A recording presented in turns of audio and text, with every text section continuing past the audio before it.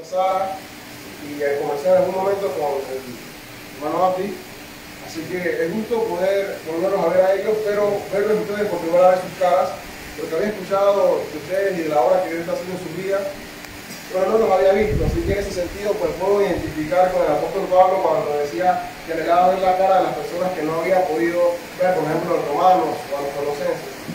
Así que gloria a Dios por eso y gracias por la invitación. Felicitaciones en su aniversario, son 14 años, que para la gloria de Dios ha tenido la iglesia en pie. Y yo sé que ha pasado momentos muy agradables y otros difíciles, y volverán a tener momentos más agradables y más difíciles, pero el que lo sostiene es Dios. Así que seguimos confiando en Él y lo exhorto a que sigan confiando en Él y en su obra.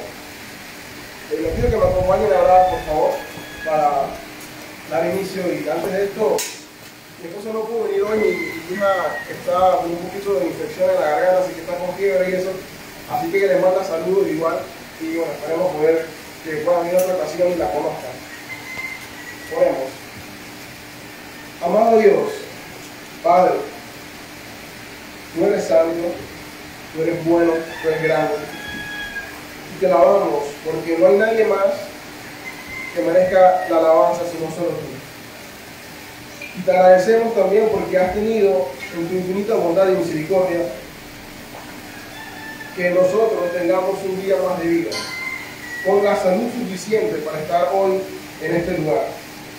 Te ruego, Padre, que seas tú quien hables a todos, que seas tú quien nos ministres, que sean tus palabras las que nos den ese aliento, ese consuelo, esa confrontación si es necesaria, o esa consolación, lo que sea que necesitemos, Padre, que hagas la obra en cada uno de nosotros. Sigue bendiciendo a esta congregación, a su pastor y a cada uno de los hermanos, y que puedan seguir siendo una iglesia fiel que busca agradarte en todo y glorificándote en cada cosa que haga. Amén. Amén.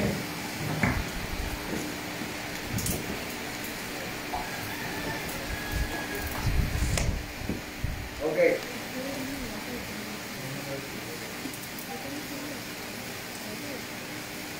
Como les dije, yo no los conozco, ustedes no me conocen, así que la predicación que traigo no tiene ni en mente a nadie en particular, sino que considero que es algo importante para cualquier iglesia poder evaluar. El título de la predicación es El sutil pero grave engaño del legalismo. El sutil pero grave engaño del legalismo.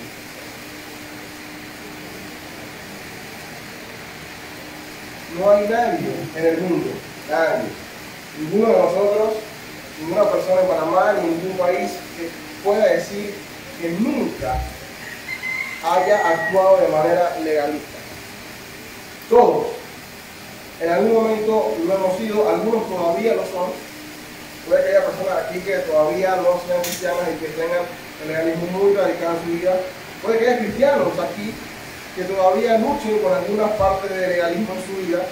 Y puede que haya personas que tengan legalismo y ni siquiera sepan que lo tienen. Pero es algo que no escapa a nadie. No todo el mundo ha cometido todos los pecados, pero este es un pecado del que yo me atrevo a decir todos hemos cometido en algún momento. Conservadores, progresistas, no importa la línea política, todos en algún momento hemos querido imponer nuestras creencias por encima de las demás, como si fuera la única verdad, sin necesidad de que sea así necesariamente. Voy a hacer un pequeño ejercicio para que podamos ser más conscientes de la realidad del legalismo y lo peligroso que es en nuestras vidas.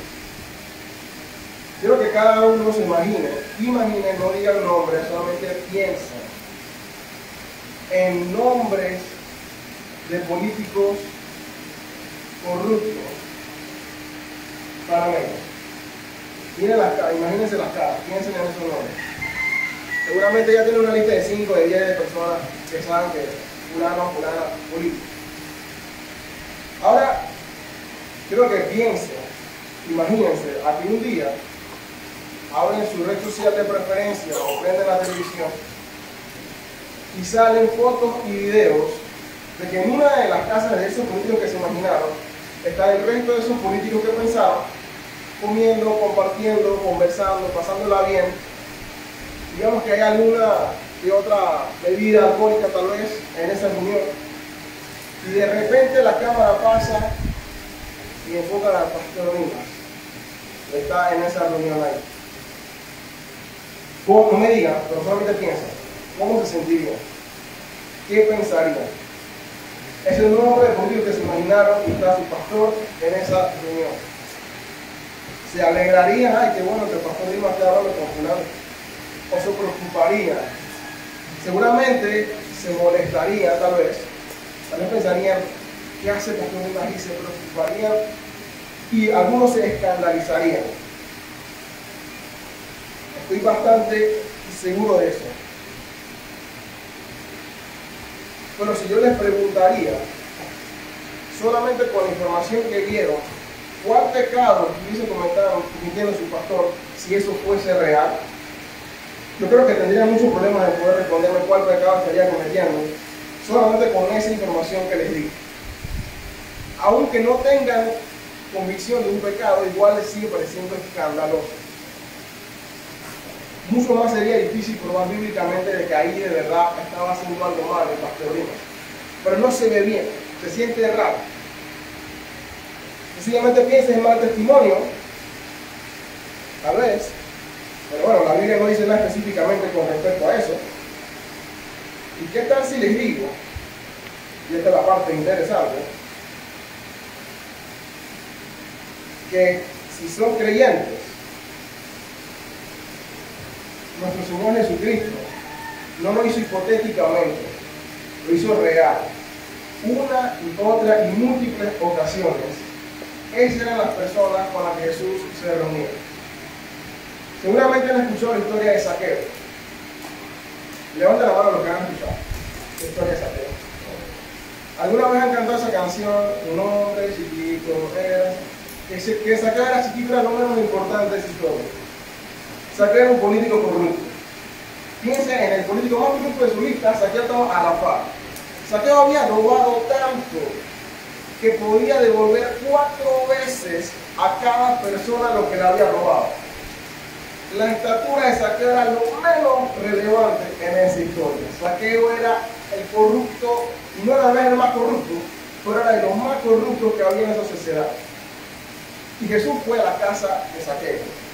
Y no fue solo con Zaqueo, sino en la historia Zaqueo fue con sus amigos. ¿Quién eran los amigos de Zaqueo? Los demás corruptos. Si hubiese habido redes sociales, hubiese estado Jesús con todos esos corruptos poniendo ahí. Así como hipotéticamente le dije el hermano el pastor Dimas. Eso es interesante porque si eso les escandalizó, esa idea de pensar en su pastor ahí, posiblemente se hubiesen escandalizado de Jesús estando ustedes vivos en el tiempo de Jesús. Y si se hubiesen escandalizado de Jesús, les tengo que decir lamentablemente que iban a estar del lado de los fariseos y no de los discípulos de Jesús. Y el lado de los fariseos era el lado de los que se iban al infierno creyendo que eran salvos. Legalismo. Es sutil, pero es grave y peligroso el engaño. Todos, de alguna manera, siempre hemos tenido esto y tenemos que luchar con eso en nuestras vidas. Ahora, ¿qué es legalismo? La definición formal es la tendencia o actitud de quien antepone a todo la aplicación estricta de las leyes. Pues yo la defino como una persona que quiere imponer las reglas personales o su interpretación de las reglas con severidad a otros, con la intención de querer hacer el bien y agradar a Dios. La persona que quiere imponer su serie de reglas o leyes a los demás, o la interpretación de esas leyes a otros con la severidad y con la intención de querer hacer bien y agradar a Dios.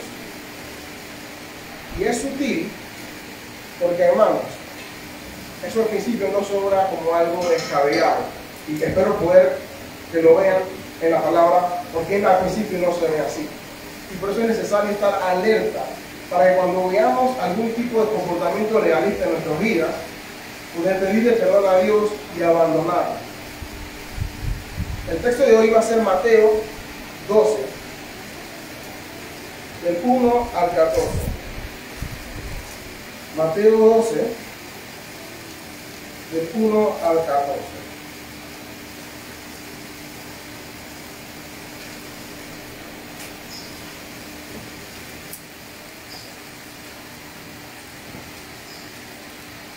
Leeré, dice la palabra de Dios así. En aquel tiempo iba Jesús por los sembrados en un día de reposo, y sus discípulos tuvieron hambre y comenzaron a arrancar espigas y a comer. Viéndolo los fariseos le dijeron: he aquí tus discípulos hacen lo que no es lícito hacer en el día de reposo. Pero él les dijo: ¿no habéis leído lo que hizo David cuando él y los que estaban con él tuvieron hambre? Cómo entró en la casa de Dios y comió los panes de la proposición, que no les era lícito comer ni a él ni a los que estaban con él, sino solamente a los sacerdotes. ¿O no habéis leído cómo en el día de reposo los sacerdotes en el templo profanan el día de reposo y son sin culpa? Pues os digo que uno mayor que el templo está aquí. Y si supieseis qué significa misericordia quiero y no sacrificio, no condenarías a los inocentes, porque el Hijo del Hombre es Señor del día de reposo. Pasando de allí, vino a la sinagoga de ellos, y he aquí había allí uno que tenía seca una mano, y preguntaron a Jesús para poder acusarlo: ¿es ilícito sanar en el día de reposo? Él les dijo: ¿qué hombre habrá de vosotros que tenga una oveja, y si ésta cayera en un hoyo en día de reposo, no le eche mano y la levante? Pues, ¿cuánto más vale un hombre que una oveja? Por consiguiente, es lícito hacer el bien en los días de reposo. Entonces dijo aquel hombre: extiende tu mano.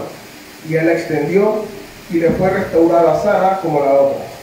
Y salidos los fariseos, tuvieron consejo contra Jesús para destruirlo.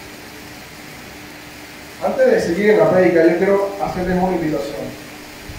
Ya saben el tema, que es legalismo, y es muy probable que tal vez ustedes estén pensando en alguien más: el hermano tal, la hermana tal, la señora tal, el señor tal. Olvídense de esa persona y piensen en ustedes mismos en este momento. Porque como les pude demostrar, todos tenemos este problema en nuestros días. Entonces, olvídense de quién más lo hace, puede que sea verdad, pero olvídense de ellos y por este momento enfoquémonos en nosotros. Ahora, en este relato se menciona un grupo de personas, los fariseos. ¿Quiénes eran los fariseos? Los fariseos no existían en el tiempo de Moisés. Para darle un poquito de contexto, Dios le da la ley a Moisés cuando sale de Egipto. Aarón y Moisés la enseñaban, entrar a la tierra prometida. Josué, llegaron los sacerdotes y siguió eso hasta el exilio a Babilonia. Cuando se van a Babilonia, es otro país, allá no hay templo, allí los sacerdotes no podían hacer nada porque no había la forma legal de seguir sus rituales. Los israelitas decidieron: hay que mantener la pureza de la ley. Así que salieron, hoy ya diríamos denominaciones, en ese momento le decían sectas: los saduceos, los fariseos y otros más. Los fariseos eran los más estrictos en querer cumplirla. No había templo en ese momento, no había una autoridad per se, así que había que ver cómo se preservaba. La intención de ellos era la pureza de la ley. Algo importante que tiene que saber de los fariseos es que ellos, en su afán de querer que se cumpliese la ley, escribieron un libro que se llama el Talmud. Eso existe hoy todavía y hoy los judíos lo usan. El Talmud es la interpretación de la ley de Dios. Pero a diferencia de la confesión de fe que estudian, que es muy buena, la confesión de fe que usan, y la conozco, interpreta la Biblia y les dice lo que está en la Biblia. El Talmud agrega cosas de qué otras cosas se deben hacer para agradar a Dios. La confesión no agrega nada, interpreta y explica. El Talmud agrega. Y por ejemplo, tenían reglas extras que la Biblia no menciona en cuanto al día de reposo y entre otras cosas más. Esos eran los fariseos. Así que eran personas estrictas, ellos eran legalistas, pero su deseo era agradar a Dios. Eso es lo que decían, por lo menos. Esta historia que acabamos de leer, que realmente son dos historias, sucede en días de reposo. Fueron dos días de reposo diferentes, aunque en Mateo parece que fueron un solo día. Si leen la historia en Lucas y en Marcos se dan cuenta que son dos días diferentes. Ahora, ¿qué era el día de reposo? ¿Por qué era importante? Bueno, en la semana era el séptimo día, es decir, el sábado. Y hoy yo no les voy a explicar por qué el sábado y el domingo, eso no es el tema de la predicación, sino el contexto de lo que estaba pasando ahí. ¿Qué decía Dios o qué dijo Dios del día de reposo? Éxodo 20, 8 al 11. Fue el mandamiento en el cual se usaron más palabras y más versículos, el que Dios dio más explicación. Y al mismo tiempo quedó todavía cosas sin entender. Éxodo 28 al 11 dice: acuérdate del día de reposo para santificarlo. 6 días trabajarás y harás toda tu obra, mas al séptimo día es reposo para Jehová tu Dios. No hagas en él obra alguna, tú, ni tu hijo, ni tu hija, ni tu siervo, ni tu criada, ni tu bestia, ni tu extranjero que está dentro de tus puertas. Porque en 6 días hizo Jehová los cielos y la tierra y el mar, todas las cosas que en ellos hay, y reposó en el séptimo día. Por tanto, Jehová bendijo el día de reposo y lo santificó. Importante era la parte donde dice, es reposo para Jehová tu Dios. Otra versión dice, dedicado al Señor tu Dios. Es un día especial, tan especial que Dios lo consideró importante poner entre los 10 mandamientos. En Éxodo 31 hay un poquito más de claridad de lo que Dios dice. Habló además, Éxodo 31, 12 al 17. Habló además Jehová a Moisés diciendo, tú hablarás a los hijos de Israel diciendo, en verdad vosotros guardaréis mi día de reposo, porque es señal entre mí y vosotros por vuestras generaciones, para que sepáis que yo soy Jehová que os santifico. Así que guardaréis el día de reposo, porque santo es a vosotros. El que lo profanare, de cierto morirá. Pero cualquiera que hiciere obra alguna en él, aquella persona será cortada del medio del pueblo de Dios. O sea que aquí ya vemos Dios diciendo, día de reposo importante, es para mí, santifíquenlo. En este pasaje de Éxodo 31 dice, el que lo profane, muera. Dios lo dice. Números 15, 32 al 36. Es un caso donde alguien rompe el día de reposo. Estando los hijos de Israel en el desierto, hallaron a un hombre que recogía leña en el día de reposo. Y los que le hallaron recogiendo leña, lo trajeron a Moisés y a Aarón y a toda la congregación, y lo pusieron en la cárcel, porque no estaba declarado qué se le había de hacer. Y Jehová dijo a Moisés, irremisiblemente muera aquel hombre, apedréelo toda la congregación fuera del campamento. Entonces lo sacó toda la congregación fuera del campamento y lo apedrearon. Y murió como Jehová mandó a Moisés. Dios dijo, santo, Éxodo 20, Dios lo dice. Éxodo 31, el que lo profane, muera. Números 15, alguien lo profanó y Dios dijo, mátenlo, y murió. No fueron los fariseos, fue Dios. Tomando eso de ejemplo, los fariseos no estaban tan desviados de la santidad del día de reposo, porque Dios ya inclusive había dado la sentencia de muerte para alguien que lo había faltado. ¿Qué sucede en nuestro relato? En lo que acabamos de leer. Los discípulos, del pasaje del 1 al 8, y luego Jesús, del 9 al 14, rompen, quebrantan las reglas del día de reposo. No quebrantan el mandamiento del día de reposo, porque Jesús no pecó. Quebrantaron las reglas de los fariseos en el día de reposo. Versículos 1 y 2. Hicieron los discípulos para quebrantar, según los fariseos, recogieron espigas y comieron. La Biblia no dice nunca cuáles son las cosas que se pueden hacer y que no se puede hacer. Solamente es el caso del hombre que recogió leña y murió. Según dice los fariseos, bueno, si recogió leña y murió, recogen espigas y comen, es similar, está faltando igual. Pero la Biblia no lo dice. Así que para ellos era innecesario tener que consultar.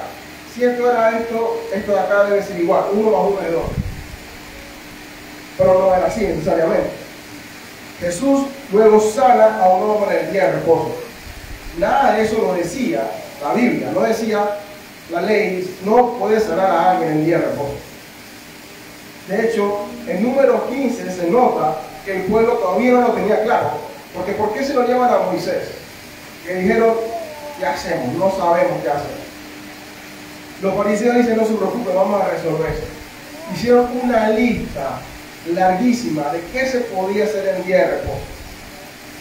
No necesitan buscar este texto, pero en Hechos 1 hay un versículo, creo que es el 12, donde dice que caminaron como a distancia del día de reposo.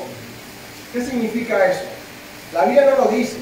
Los fariseos en su Talmud pusieron que había una distancia permitida caminar para cada persona en el día de reposo.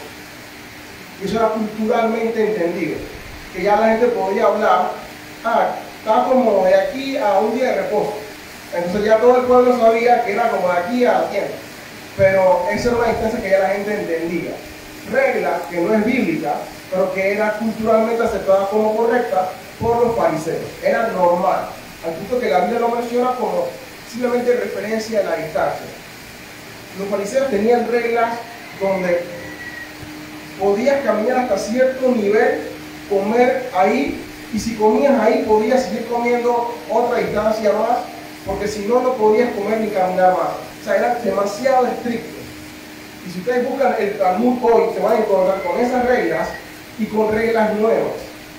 El Talmud tiene reglas como, por ejemplo, día de reposo no puedes fregar platos a menos que los uses ese mismo día. Si vas a fregar un plato es porque lo vas a usar para comer. Pero no puedes fregar plato para simplemente dejarlo listo para el día siguiente. Eso está prohibido. Así de extremos son. Está prohibido en el Talmud hablar de alguien que está pasando dificultad en día de reposo. Porque eso significaría carga para tu mente. Tener que pensar en que esta persona está pasando mal. No, tengo otros 6 días para pensar en él. Este día es para relajarme y para pensar en Dios. No me traigas problemas. La Biblia no dice nada de eso. Por eso está hoy en las reglas del judaísmo. Eso lo siguen practicando hoy. Así que Jesús rompe, según ellos, el día de reposo. Y digo eso, no lo tengo que aclararles. Jesús no pecó. Así que no crean que Jesús está pecando y pasándolo por alto. Primera de Pedro 2:21 dice, pues para que esto fuiste llamado. Porque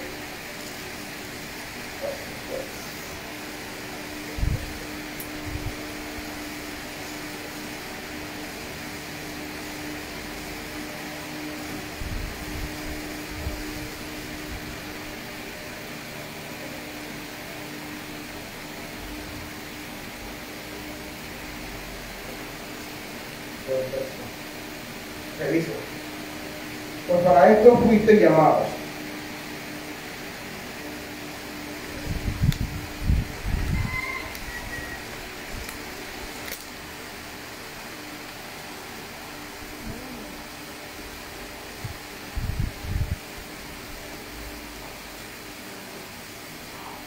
Ok, porque también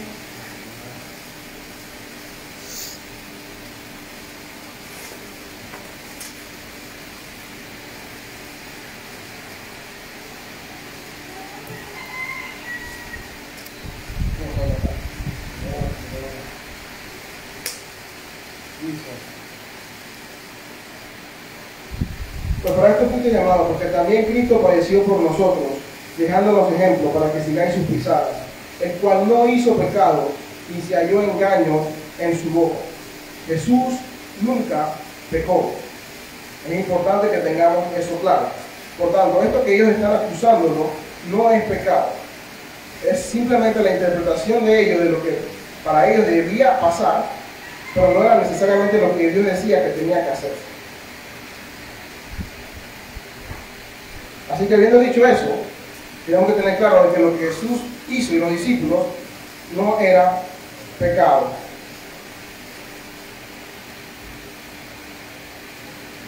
¿Qué más pasó en este relato? Los fariseos ven lo que sucede y lo acusan. Acusan a Jesús y a los discípulos.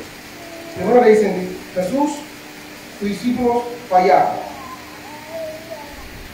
Luego le dicen a Jesús que estaba actuando de manera ilícita, le ponen la trampa para decirle que no era posible ni aceptable sanar en día de reposo.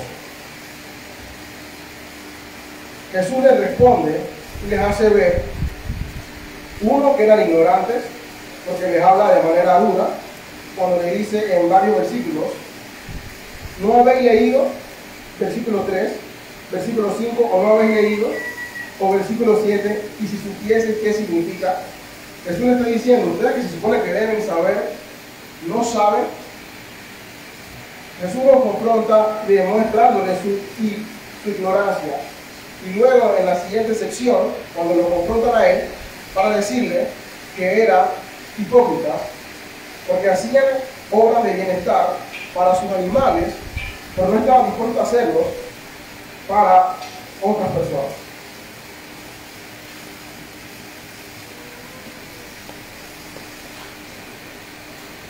Hay por lo menos 6 problemas de legalismo que quiero que tengan claro y presente.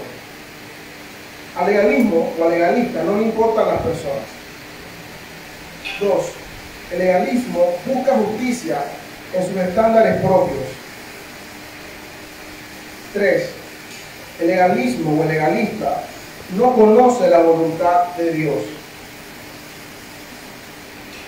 4. El legalista o el legalismo interpreta mal la palabra de Dios. 5. El legalismo es hipócrita. 5. El legalismo busca juicio y muerte. Y finalmente, el legalismo o legalista solo da muerte.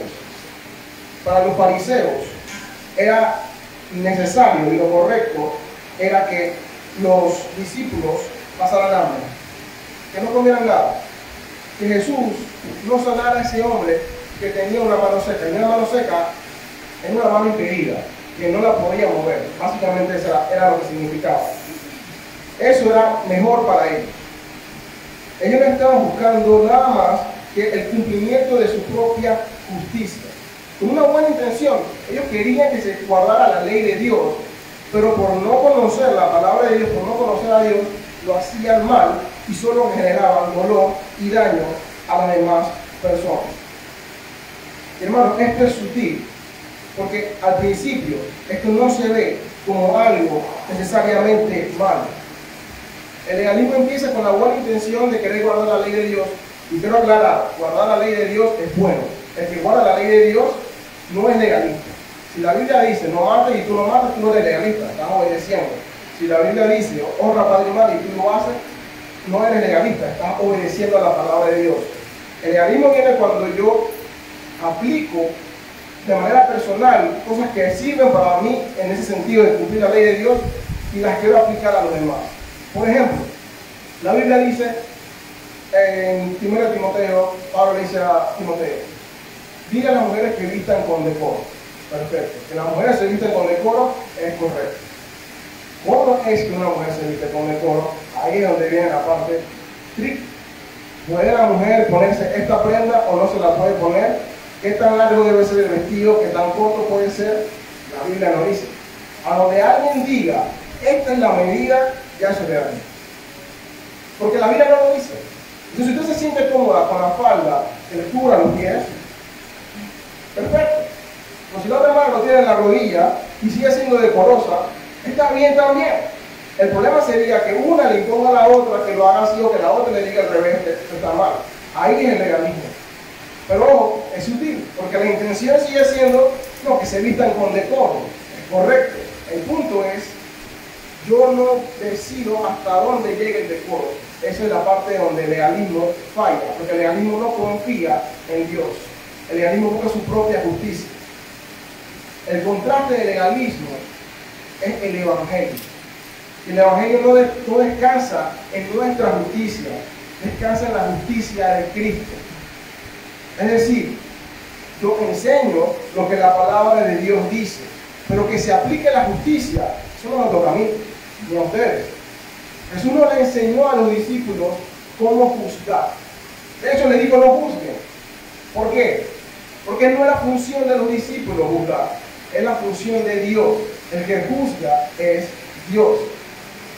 Usted tiene que predicar el evangelio, enseñar lo correcto, hacer discípulos, enseñarle lo que Dios manda. Todo eso es bien. Pero la justicia se va a aplicar por medio de Cristo. Las interpretaciones o el deseo de querer ayudar siempre es bueno, pero de ahí a querer decir hasta dónde. Y miren lo peligroso que es. 1 Timoteo 3, 1 Timoteo 4, disculpe. Vayamos a 1 Timoteo 4, del 1 al 5.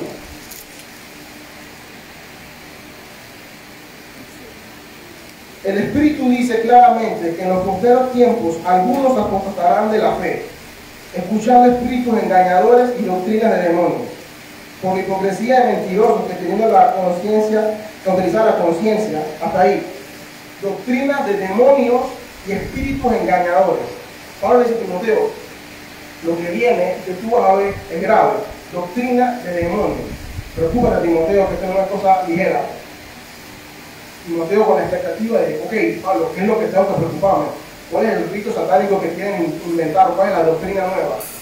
Y Pablo le dice, versículo 3, prohibirá casarse y mandará abstenerse de alimentos que Dios creó para que para acción de gracias participen de ellos. ¿Qué? Que no se pueden casar y que no pueden comer ciertos alimentos. Esa es la doctrina de demonios. Pablo dice, sí. Y básicamente, ¿qué se está diciendo Pablo? Van a comenzar a poner con apariencia de piedad reglas que no son el evangelio. Abstenerse de alimentos.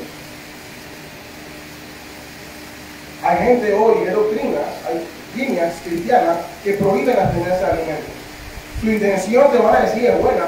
Queremos agradar a esto, queremos agradar a Dios.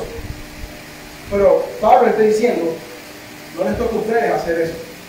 Como le escriben a los Corintios, unos van a comer carne, otros no van a comer carne. El que come no juzga al que no come, y el que no come no juzga al que come. Cuando comienzas a hacer eso, comienzas a caer en doctrina de demonios. No es ligera la cosa. Gálatas 1. Pablo predicó el evangelio en Galacia, se había ido, y le cuentan en qué andaban los Gálatas.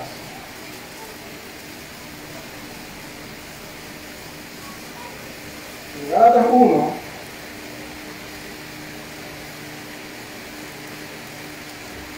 dice en el versículo 6, estoy maravillado de que tan pronto os hayáis alejado del que os llamó por la gracia de Cristo para seguir un evangelio diferente. Un evangelio diferente, no había otro evangelio. Si alguien anuncia otro evangelio, en el versículo 8 Pablo dice, sea anatema. Y más adelante Pablo los llama insensatos a los gálatas, tontos, es la sinónimo de insensatos. Eso. ¿Cuál era el falso evangelio de los gálatas? Ahí se predicaba, arrepiéntete en creer en Cristo, tú eres pecador, Jesús es el Señor, pero circuncídate. Una cosita nada más. Circuncídate. Y Pablo dice, ya eso es maldición. Otro evangelio. Quieren hacer eso, se desligan de Cristo y vayan a ver cómo se salvan ustedes por sus obras, que va a ser imposible. No van a poder. No van a poder ser salvos jamás por sus propias obras. Así que Pablo les llama la atención. Pablo fue fariseo. Pablo sabe de lo que habla. Pablo en Hechos 23, no necesitan buscarlo, en Hechos 23 dice: yo fariseo, hijo de fariseo. Pablo fue fariseo y celoso más que todo. Le dice a los Gálatas también más adelante. Pero el fariseísmo de Pablo, el legalismo de Pablo murió cuando él llega al Evangelio. Y tenemos que tener cuidado porque cuando llegamos al Evangelio, no todo se va inmediatamente. Pedro que estuvo en este pasaje recogiendo espigas con Jesús, que supo lo que era no vivir de acuerdo al estándar de la cultura, sino de acuerdo al Evangelio. Pedro cayó en legalismo. El mismo pasaje de Gálatas, capítulo 2, versículo 11. Pablo le dice a Pedro: pero cuando Pedro vino a Antioquía, le resistí cara a cara porque era de condenar. Pues antes que viniesen algunos de parte de Jacobo, el que estaba en Jerusalén, judío, Pedro comía con los gentiles, pero después que vinieron se retraía y se apartaba porque tenía miedo de los de la circuncisión. Y en su simulación también había otros, incluyendo Bernabé, siendo la hipocresía de Pablo. Y Pablo lo regaña. Pedro, cristiano, apóstol, vivió todo lo que vivió con Jesús. Llega aquí y comienza a guardar apariencia. Dice: bueno, aquí no se puede, los de allá no comen tal cosa, pero yo sé que eso no es pecado. Aquí yo lo como, pero cuando vienen los demás, yo hago, y Dios allá no lo como, no hago como ellos. Y Pablo le dice: ¿cuál es tu hipocresía? Si tú crees que esto está bien, hazlo, no importa quién esté. No estoy viviendo de cuando la apariencia de lo que digan los demás, sino que dice el Evangelio. Y si el Evangelio lo dice y tú no crees, no seas hipócrita, o no lo hagas nunca, o hazlo siempre en todo momento, porque si no, estás siendo hipócrita. Y estaba fallando Bernabé, que sabemos que fue un siervo de Dios, Pedro fue un siervo de Dios, y Pablo les tiene que llamar la atención. No es que Pedro no fuera cristiano, pero ahí se les demuestra cuán peligroso y sutil es el legalismo, que a cualquiera se les puede ir. Hace un tiempo, un hermano me preguntó sobre una canción para cantarla en la iglesia. La canción no es mala, pero en mi afán o el deseo de querer cantar canciones con un cierto estilo, que estoy convencido no es pecado, esa canción me hacía ruido. Me puse a analizar la letra y yo tuve que ver, esta canción no tiene nada de malo, la canción tiene una letra muy buena, pero lo que me incomodaba era un poco el ritmo, que tampoco era salsa ni reggaetón, nada por el estilo. Era una canción simplemente más tradicional que sentía que ya no era necesario cantarla. Y yo tuve que darme cuenta de que la razón por la que yo no quería que se hiciera era simplemente el legalismo, era simplemente el deseo personal de que eso no fuera así. Y yo dije: ¿saben qué? Cántela. Y hermano, ese domingo, esa fue la canción que más me ministró. Simplemente por estar poniendo un gusto personal por encima de lo demás, incluso iba a coartar la bendición de que otras personas se beneficiaran de eso. Todos, yo incluyo cuando digo que todos, tenemos legalismo que tiene que ser combatido.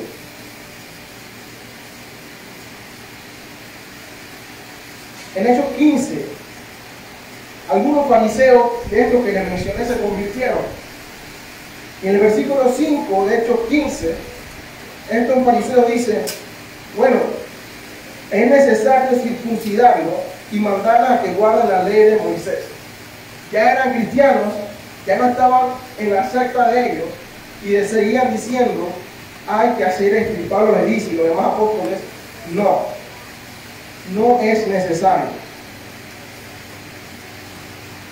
Hermano, el fariseo no le importa las personas, le importa su propio sentido de justicia. En Lucas 7:39, es un mensaje largo, pero lo dejo para que lo busquen después. Jesús va a comer a la casa de un fariseo, Simón. Jesús y Simón están comiendo. Yo no sé cómo era, eso sí no lo entiendo la cultura, pero entra una mujer a la casa de Simón, una mujer que dice la Biblia pecadora. Yo tengo que aclararle que cuando la Biblia dice de alguien en los evangelios que esa es una persona pecadora, no está diciendo que todos somos pecadores, como todos ustedes son pecadores, yo soy pecador. Pero el punto es que si ustedes van por la calle La gente no va a decir, ah, mira, la hermana tal, la pecadora esa. No, la gente no dice eso. La gente dice la hermana tal, la señora tal, la de la casa X. Pero cuando te identificaban como pecador en la sociedad, era porque practicaban pecados escandalosos. En una mujer, muy probable que fuera fornicaria, adúltera, prostituta, alguna de sus pecados escandalosos. O sea, no era un pecado leve a los ojos de los demás. Esa mujer llega a los pies de Jesús, llora a sus pies, le enjuaga los pies, derrama perfume en su cabeza. Y Simón el fariseo dice, si este fuera de verdad profeta, sabría que es pecadora y se alejaría de ella. Jesús lo regaña y luego a ella le dice, tus pecados te son perdonados. A Simón no se los perdonó, a la mujer sí. Pero el legalismo del fariseo, lo que le decía era, yo no me puedo relacionar con ellos. Con esa persona yo no hablo, jamás. Que nunca me vean hablando con ellos. ¿Está ese pensamiento en nosotros hoy? Pensamos cuando vemos a personas que son pecadores, que los demás saben que son pecadores, jamás me vean hablando con fulanito. Ah, por favor, yo a la casa de fulana jamás voy a ir. A la casa del vecino ¿qué hace este? A mí no me van a ver ahí. Si piensan así, hermanos, cuidado. Puede que estén del lado de los fariseos y no del lado de los discípulos del Señor. Los discípulos del Señor tenían que ir a esa casa. Estar como Jesús, siguiendo el modelo de Jesús. El modelo de Jesús no era alejarse, era estar ahí con ellos, compartiendo con ellos, enseñándole el Evangelio. Jesús no pecó, entienda. Jesús no estaba ahí celebrando las malas cosas que hacían. Jesús estaba ahí para tener una relación con ellos y presentarles la necesidad del Evangelio. Esto no estoy diciendo que hagan una vida de libertinaje y hagan lo que les dé la gana, vayan a cualquier fiesta, sino de que piensen en las personas. Nuestra motivación debe ser el Evangelio para nuestra vida y para la vida de los demás. Al punto de que si alguien que está mal en necesidad llega, yo lo puedo atender. Si aquí llegara una persona, que digamos una mujer en este caso, llega trasnochada de un lugar de vida nocturna, vestida indecentemente, que la vestimenta sea lo último que se preocupen ustedes, sino hablarle a las personas que necesiten el Evangelio. Llega un hombre aquí con arete y con tatuaje y digamos que es maleante. Recibe y siéntelo acá en la primera fila. Es el que más necesita escuchar gente. El que más necesita que hablen con él es él. Que necesita apoyo. Yo estuve en una congregación donde en una ocasión llegó una persona homosexual que se vestía de mujer en las noches. En el lugar donde yo vivía, eso era muy común que se daba en la esquina de la calle. Ese día ese muchacho llegó, era un muchacho, que tenía como 15 años tal vez, se quedaba más joven. Pero yo recuerdo que casi nadie se acercó. Los hombres como que, no, yo me voy a soltar a él porque es gay, que me va a decir, ¿cuál es el miedo? Dios me confrontó a mí con ese pecado duramente, en cuanto al rechazo, digamos, de los homosexuales, a poder entender que ellos son pecadores igual que yo, y me ha dado la oportunidad de compartir con ellos. A mi carro se han subido mucho, le he dado el bote a sus casas, he podido conversar con ellos de sus vidas, de manera libre. Ellos saben que yo no apruebo su pecado, pero ellos saben que tienen confianza conmigo de poder hablar y escuchar lo que yo digo de parte de Dios en cuanto a la Biblia. Antes yo no podía, antes yo lo rechazaba, hasta que Dios me confrontó con el legalismo que había en mi vida, que en un sentido me hacía sentirme superior a él. Mi pecado era tan grave como el de ellos. Por eso Jesús le dice a los fariseos hipócritas, necesitamos recordar el Evangelio cada día, porque el Evangelio nos permite recordar cuán pecador soy, dónde estaba yo, y me va a permitir tener misericordia, que es lo que Jesús le dice a los fariseos en Mateo 14, Mateo 12. Misericordia quiero y no sacrificio, es lo que Dios dice.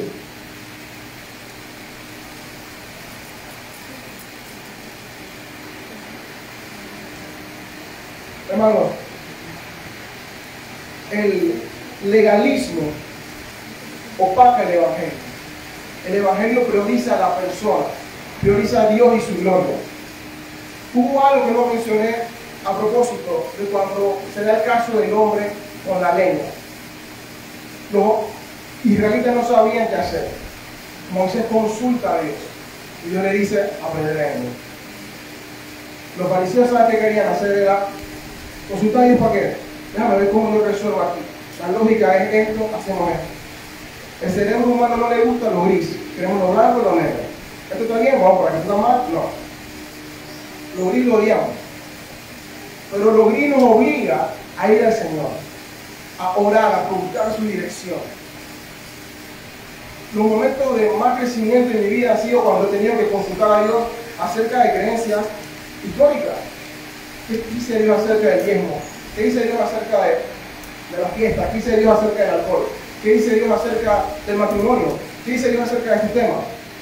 No conformarse con lo que alguien más dijo, con lo que siempre se ha creído, sino ir a la palabra, estar ahí con Él. Los discípulos tenían confianza cuando hicieron la recolección de espigas, porque estaban con Jesús. Si estamos con Jesús, el miedo se va. Y Jesús podía sanar a ese. Y se nota, los discípulos no se mencionan en cuanto a qué dijeron. Jesús responde por mí. Si usted hace lo que Dios quiere que usted haga, los discípulos van a estar igual. Usted diciendo, Jesús responde por mí. Se va a dejar de preocupar tanto por qué diga la gente, y más por lo que dice Dios. Analicen un poco esto. Jesús murió, y su testimonio entre la sociedad no fue bueno. El testimonio de Jesús era charlatán, que se murió, era alguien malo, que mentía, los fariseos eran un hereje. La gente no hablaba bien de Jesús, pero a Jesús no le importó con tal de hacer la voluntad del Padre. La pregunta es, ¿me interesa a mí hacer la voluntad del Padre? Si le interesa hacer la voluntad del Padre, tenemos que ir al Señor en oración y pasar tiempo ahí con Él. Evaluar cada cosa que tengo en mi mente. Esto es correcto, Señor. ¿Qué dice tu palabra? Confróntame. Y si tengo que dejar algo que estoy creyendo, a lo que me estoy aferrando, que me da comodidad, quítalo. Y ayúdame a hacer lo que tú quieres y solo lo que tú quieres.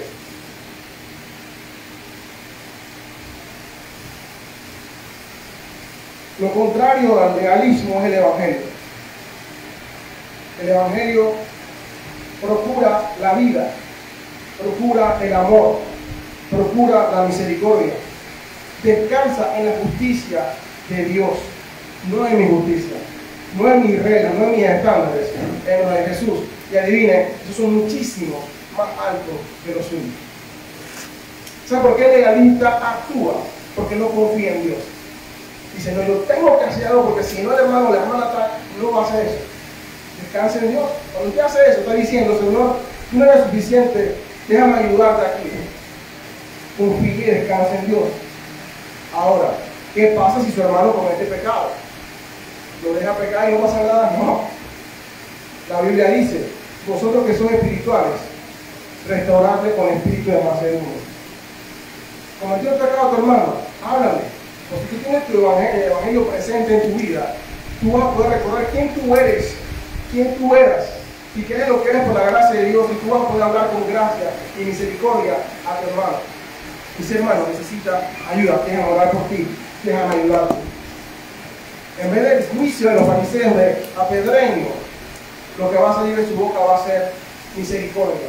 No significa pasar por alto la falta, significa poder mostrar gracia en la falta, ayudar a la restauración de la persona. Lo contrario no es dejar que las personas pequen a la libre, sino poder hablar con amor y con gracia lo que la palabra de Dios dice. Y si la persona simplemente está haciendo algo que no es pecado, pero que no es de mi gusto, entender es un asunto de libertad de conciencia, y si es así, puedo descansar en el Señor. Pero la única manera de tener paz es estar constantemente en oración y siempre al Señor buscando su dirección. Uno de los libros que más disfruté, que más me gusta, es John Owen, La mortificación del pecado. Y algo de lo que me gusta de ese libro es el testimonio de Owen cuando lo ponen dedicado en una universidad llena de jóvenes que vivían viviendo en exceso, haciendo toda clase de pecados. Owen llega y dice, esos jóvenes vivían en la universidad, yo no voy a poner más reglas, yo no voy a ponerme más estricto. ¿Qué hizo Owen? Predicó día y noche el Evangelio, día y noche el Evangelio. confiando en la justicia y en la obra de Dios. Y fue muchísimo mejor a que si le hubiese puesto las reglas. Esa universidad fue transformada, no por las reglas de Owen, sino por el Evangelio de Cristo. Cuando la gente quería alabar a Owen podía decir, es por Jesús, no es por mí, es por el Evangelio de Cristo, no por mí. No necesitamos más reglas, necesitamos más tiempo con Dios. Cuando la gente pide reglas, es porque no quiere meterse en la palabra. Dígame qué hacer y ya yo lo hago. Yo voy y ofrendo tantas veces a la semana, voy a la iglesia. No, hermano, métase con Dios. Sí, ofrende o congrese, es verdad. Pero métase con Dios. Es bueno que hable con el pastor, con los hermanos Andy y Edgardo, converse con ellos. Pero no se limite, busque usted tiempo con oración. Habla con ellos una o dos veces a la semana tal vez. Y el resto de la semana, pasa tiempo en oración con el Señor, buscando su voluntad. O se conforma a su legalismo personal. Yo voy a la iglesia, yo ofrendo. Yo no hablo con tal persona, yo no digo esta palabra, ya hago esto. Cuidado de estar dependiendo de su propia justicia, porque si eso es lo que están haciendo, Cristo no sirve por su vida. Y es tan peligroso que en el día que Cristo venga, van a haber personas que van a decir, Señor, si yo fui a la iglesia, si yo ofrendaba, si yo evangelizaba, y Jesús va a decir, nunca te conocí. Nunca te conocí. Hacedor de maldad, te va a tomar por igual que por el asesino más asesino del mundo. Igual. Jesús dijo de los fariseos, ellos son hijos de Satanás y hacen doblemente heredero del infierno al que buscan para seguir. De nada vale tu propio moralismo si no conoces al Señor. Pasa tiempo con el Señor. El Señor te conoce. Cuando el Señor llama a uno de los discípulos, Él le dice, yo te vi debajo del sicómoro. ¿Qué significaba eso? Que estaba meditando en la palabra ahí. Y Jesús lo vio, porque ese era el momento cuando estaba con él ahí. Jesús puede decirle a ustedes, yo te vi en tu cuarto, en tu sala, en el carro, en tu patio, refiriéndose a su tiempo personal de oración con el Señor. ¿Puede decir eso Jesús de ustedes? Sí, el hermano tal, yo hablo con él cada cierto tiempo, así él me llama cada rato. El celular de ellos podría ver sus llamadas, sus chats, o no, o simplemente ven su nombre porque los otros hermanos oran por usted, pero usted mismo no ora. ¿Cómo hace su juicio? ¿Cómo trata a los demás en base a lo que alguien les enseñó o lo que están aprendiendo en la palabra de Dios?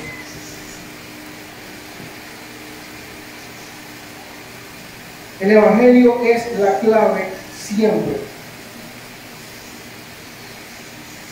Si tú no has creído en Cristo, si estás aquí y tú sabes que estoy hablando, debes empezar por reconocer de que eres pecador. Y luego reconocer de que solo hay una solución. Y no está en ti ni ninguna persona viva aquí, sino en Cristo. Y debes reconocer eso, arrepentirte de tu pecado, alejarte de él y poner tu confianza en él. Y si ya creíste en él, predícate ese evangelio todos los días. Recuérdate que eras un muerto, sin vida, en obras inmundas, y que el Señor te sacó de ahí, no por tu cara bonita, sino por pura gracia y misericordia. Y por su gracia eres hoy lo que eres, y serás sin mancha por su gracia y su poder. Si te predicas eso todos los días, cuando veas a alguien más embarrado de pecado, en vez de despreciarlo, te vas a acordar de ti mismo. Es decir, yo también estaba allá. Deja de mostrarte gracia y misericordia. En Colosenses 2:20, Pablo confronta a los colosenses porque habían caído en la misma trampa. Si puedes haber muerto con Cristo en cuanto a los rudimentos del mundo, ¿por qué como si viviesen en el mundo someterse a preceptos, tales como no manejes, no gustes, no toques, en conformidad a mandamientos y doctrinas de hombres, cosas que todas se destruyen con el uso?